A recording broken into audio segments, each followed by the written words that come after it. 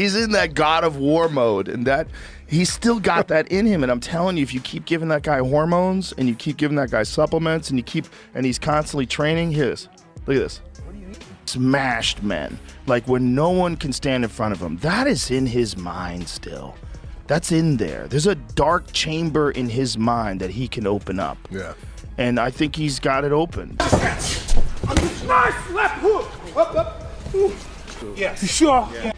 It's all right? Nope. Let's do this. You did great. We're done. Great idea. You sure? Yeah. Crisp. Joe Rogan just had an absolutely wild moment on his show when word broke that Mike Tyson sent a sparring partner to the hospital during training. According to reports, the incident took place last week at Tyson's gym in Vegas. Rogan's reaction to what this means has the entire combat world totally stunned. People who caught the episode say Rogan was in disbelief that a 59-year-old man just laid out a pro fighter with a single shot. Something to ease the swelling in his eye. Yes. No inswell. Yeah. Unbelievable. Yeah. I remember Ray nearly fell off his chair when he saw that. It's just so hard to believe that you could achieve the highest level of combat sport. Word is the sparring partner was Marcus Williams, a 28-year-old cruiserweight sitting at 15-3 as a pro who's known for his defensive style. People connected to the camp say they brought Williams in specifically because he can replicate Floyd Mayweather's shoulder roll and slick movement patterns. According to eyewitnesses, Tyson caught him with a vicious left uppercut to the liver, then immediately followed with a right hook to the side of the head during round 3 of sparring. Williams went down instantly, showing serious concussion symptoms including delayed reactions and confusion bad enough that paramedics had to be called. Apparently Rogan's immediate reaction was, "Holy shit, this completely changes everything regarding the Floyd fight." Sources say Rogan pointed out that body-head combination is exactly what made Mike dangerous back in his prime, the same sequence that took out Michael Spinks and broke Larry Holmes. He noted that casual viewers don't realize Mike's body punching is what creates those knockout opportunities upstairs. That liver shot freezes guys just long enough for their guard to drop, and that split second is when the fight-ending headshot lands perfectly with maximum force. Mike Tyson is the reason why this desk is this width. Did I tell you that? No. This is real? Yeah. I had a smaller desk that I was planning on using for the new studio. When I'm like, maybe it'd be better if I'm a little closer to the people. But then I did a podcast with Tyson. I did 2 of them with Tyson. One, when he was high, when he was running Tyson's Ranch. He had a little bit of a belly. He was jolly. He was just high all the time. We had a wonderful conversation. And then, according to people listening, Rogan then got into what this means medically. He talked about how a concussion at 28 is already serious business. But the fact that Tyson at 59 generated enough force to put someone in the hospital proves his explosive power hasn't diminished even slightly from his peak fighting days. Rogan brought up recent sports science research showing that punching power is actually the very last thing to go for combat athletes, sometimes sticking around until they're pushing 70 if they stay on top of their training. that's Eddie Bravo's theory. He believes that the real way to get better is not to train with people better than you, but to train with people that aren't as good as you and just constantly drill finishes over and over and over again and sharpen them up like a samurai sword. And then when you do spar with people that are your level or better, you'll be much better just because you're constantly used to finishing. Yeah, and I think there's a combination of both. You got to train with people that are better than you, and you got to train with people that are worse than you. People connected to the show claim Rogan broke down some surveillance footage that supposedly leaked from inside the gym. He described Tyson's footwork as remarkably crisp and fundamentally sound. Those little shuffle steps he's always done, constant head movement, creating tricky angles, and the way he got from mid-range to punching distance without any warning. Rogan apparently said, Mike took 3 steps and was inside Williams's guard before the guy even registered what was happening. That's not some old guy struggling to move. That's prime Mike Tyson muscle memory operating at peak level. That's what it is. Like, they're both conquerors. Like, I had this thing that I put up on my Instagram the other day that somebody made. It was there's people that are just different. They're wired different. Sources say Rogan then made his prediction for a potential Mayweather fight completely unambiguous. He believes Floyd gets stopped within 6 rounds if this happens under pro rules. His reasoning was very specific. Mayweather has never once in his 50-fight career faced anybody who can cut off the ring like Mike while also having legitimate one-punch knockout power with either hand. According to listeners, Rogan explained that Floyd's whole defensive scheme requires space to move sideways and angles to escape pressure. But Tyson specializes in eliminating both through smart ring positioning. Rogan apparently had very detailed info on Mike's current training situation. Insiders claim he mentioned Tyson is working with Rafael Cordero, the famous MMA coach from King's MMA, who's been using conditioning methods typically reserved for prime UFC fighters. Rogan said Mike is doing scientifically designed HIIT workouts mixed with old-school boxing drills, which keeps those explosive fast-twitch muscles firing while developing the endurance to maintain championship pace for 8 rounds without fading. Very tough. Yeah. He wants to fight Mike, I think. That's still Mike Tyson. Mike trains every day. He trains with Rafael Cordero, who's a legend in MMA. He runs King's Mixed Martial Arts. And Rafael is a world-renowned trainer. When you see him holding the mitts for Tyson, and Tyson smashing the mitts, like, Jesus. Yeah, that guy can still fuck you up. That, to me, a bag is different than mitts. Mitts, guys are meeting you halfway. You know, you've got a combination worked out. Okay, I want you to go left, right, left to the body, right overhand. Pop, pop, pop, pop. Okay, do it again. Pop, pop, pop, pop. It kind of can look real good. Yeah. But can you do that with a guy who's moving? Can you spar? Like, would they bring in a world-class heavyweight? Can you do that? Like, what? How do you move? How are your knees? How's your back? Like, can you sustain that? Can you sustain those kind of explosions? Or is this just a gimmick? You know, I mean, I don't know. According to sources, Rogan detailed Tyson's exact daily routine based on reports from camp insiders. Mike supposedly wakes at 4:30 a.m. every day for a tough 2-mile run through the Vegas hills, then goes straight into an hour of hard calisthenics, 500 push-ups, 300 dips, and serious core work focused on rotational power. By 8 a.m., he's in the gym doing precision pad work with his main trainer, specifically throwing explosive 3-punch combos at max speed and power for 12 3-minute rounds. Afternoons are strictly for technical sparring, heavy bag work emphasizing body shots, and studying Floyd's recent exhibition footage looking for patterns.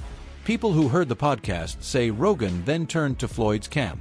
He mentioned Mayweather is working with Derek James, the respected trainer known for building defensive systems for guys like Errol Spence. Rogan's worry was that James, talented as he is, has never prepped anyone to deal with Tyson's particular pressure and power combination. According to Rogan sources, Floyd's sparring partners include Gervonta Davis and Shakur Stevenson, both excellent defensive fighters, but neither can replicate Mike's compact, explosive punching style or his ability to generate knockout force from 6 inches away.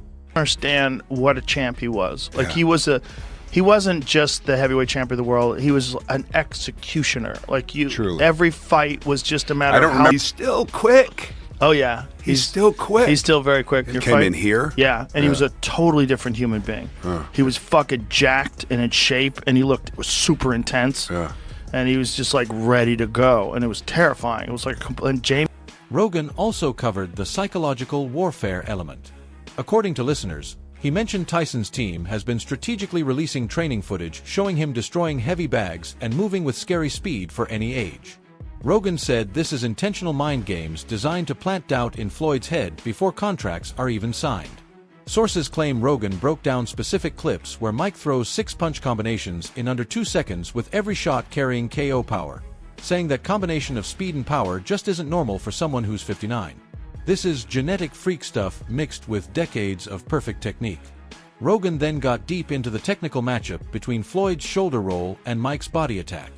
According to people close to the episode, he explained that the shoulder roll works by using the lead shoulder to deflect straight punches while keeping the backhand ready to counter. But Tyson's body shots come from weird angles that the shoulder roll was never meant to handle. Short uppercuts to the solar plexus and brutal hooks to the ribs and liver. Rogan apparently said Floyd has never faced anybody who attacks the body as relentlessly as Mike, while also holding serious headhunting power in reserve. He's going to have an exhibition with Tyson, which is crazy. Yeah, that's crazy. Mike is so much bigger than him. Yeah, he's but so much bigger than him. he's not going to land a fist on Mayweather. Right. It's not after his last performance. You know, I think Tyson just needs What do to you get think was going on with that, the last one? It looked a little bit like sparring. Yeah, I don't know. I think it was scripted. Yeah. I ain't never seen Tyson biting his gloves, and like you could just, it was taking all that he could not to like hit him. And it was just like, They wouldn't fight. Yeah, because if you look at like the Jake Paul fight, no disrespect, and if you look at the Roy Jones fight, no disrespect. Yeah. They look like they were sparring. Yeah. Right? It looked like there was agreements made. Yeah. Working. I do not know if Mike would honor any of those agreements. Gomez on the ground. You're talking about two retired guys. Yeah. Fighting the That's exhibition. so weird. It's just money grabs. It's so weird. Yeah, it is weird. It's money grabs. I don't like it, but it's fun. You know, it's something to watch. I'll hate on it, but I'll tune in. Yeah, I'll tune in. It's but it's not real. Sources say Rogan brought up Floyd's age as something nobody's discussing enough.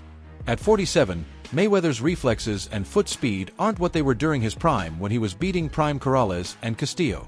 Rogan noted that Floyd's exhibition with Logan Paul showed he still has elite skills, but that explosive first step isn't the same. Against a YouTuber with no experience, that slight drop doesn't matter. Against Tyson's power, where even glancing shots cause damage, even 5% slower reactions could be disastrous. Rogan's breakdown of the rule negotiations was reportedly detailed. Insiders claim he discussed how Floyd's team is pushing hard for 10-ounce gloves, 2-minute rounds, and no official scoring. Basically an exhibition format designed to protect Floyd from getting hurt. But Tyson's camp wants 8-ounce gloves, full 3-minute rounds, and a legitimate pro bout with judges and an official result. Rogan stressed that the glove difference alone changes everything. Those 2 extra ounces of padding could mean the difference between Floyd surviving or getting knocked out. Pretty short for a heavyweight, but he would get low, and he would come at you, and look at those shots. Look at how he puts him away. He's throwing things from his toes all the way up. He was a different guy. It's like a different model of fighter than we had ever seen in the heavyweight division before. A fucking destroyer, man, where every fight was an execution. It is just like, it's heartbreaking to see a icon go out like that. Yeah. You know, but it's crazy also to see him fight at 57 years old. Like, that's nuts. But still, like, he shouldn't have been in there at all. You know, I think it's other ways. Yeah. You know, it's other ways for. But what did he get? People. He got at least 20, right? Yeah. People who listened say Rogan then analyzed the financials. He mentioned early reports suggest a 60-40 split favoring Floyd, with both guys guaranteed at least $50 million before PPV points. Rogan seriously questioned whether Floyd's guaranteed money is worth the risk of becoming the first person ever to knock him out.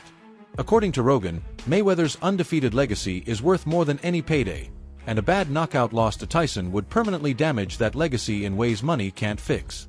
Rogan also broke down current injuries both fighters are dealing with. He apparently mentioned Mike has chronic lower back issues from his prime, but his current training has actually improved his core stability. Meanwhile, Floyd reportedly has ongoing hand problems, brittle bones that have always required special wrapping. Rogan's concern was that Floyd's whole system relies on fast hands to counter after making opponents miss, and any hand pain limits his ability to throw those counters without risking more damage. So when you like that video when you were ripping the pads and working out with Rafael Cordeiro, how long into that was that? Like how quickly did you get your speed back? Was it right away? No, Was it right there? That was our first day. That was your first day. That was our first day. Let's try this out. That was our first day. Wow. And after that day, I was in the bed. I had to come get the guy to do the fucking shots and electrocute me to get me back. I had the sciatica hit me. I couldn't walk. I was crying to my wife. According to listeners, Rogan discussed the sparring partner situation both camps are dealing with. He mentioned Tyson's team is flying in fresh guys weekly because they keep refusing to come back after experiencing his power firsthand. One insider apparently told Rogan directly that sparring partners are demanding double their normal rates just for one session, and some are flat out declining regardless of money. Rogan joked this is basically proof that Mike remains the most dangerous man in boxing at any age. Sources claim Rogan analyzed specific defensive tactics Floyd would need to survive 8 rounds. He mentioned Mayweather should focus on constant lateral movement, never backing straight up where Mike can trap him, and absolutely never trading punches.